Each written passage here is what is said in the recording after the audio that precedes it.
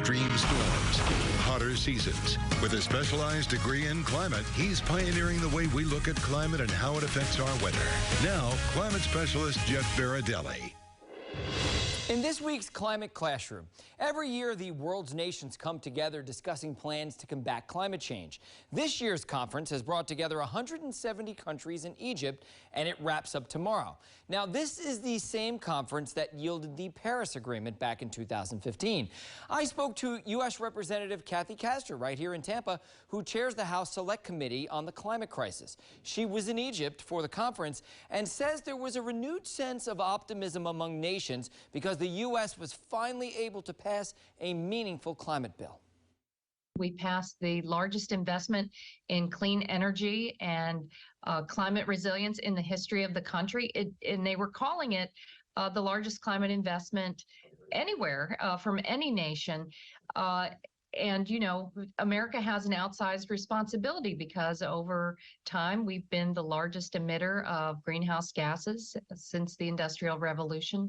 And they really, the other countries look to the U.S. for leadership.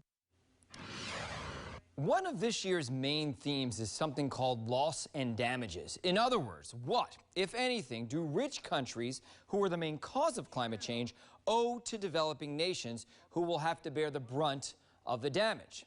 Now, while China is the largest emitter of planet-warming climate pollution today, accounting for 30% of greenhouse gases, the U.S. is by far the largest cumulative emitter, accounting for 1/4 of all carbon pollution since 1750, and thus the biggest contributor to global warming.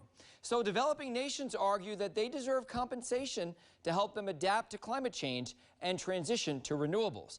And while rich nations have made plenty of promises in the past, funding has been hard to come by. And because it's often difficult to get climate-focused payments to the United Nations through a closely divided Congress, what you're going to see is the United States of America provide leadership and resources through transferring the technology on clean energy, on solar, wind, energy efficiency to the developing world. Now, the world is making progress. This year, 3/4 of all newly added electricity capacity comes from clean energy. But we have a long way to go, with 65% of existing generation still coming from gas, oil, and coal. For more Climate Classroom, visit WFLA.com.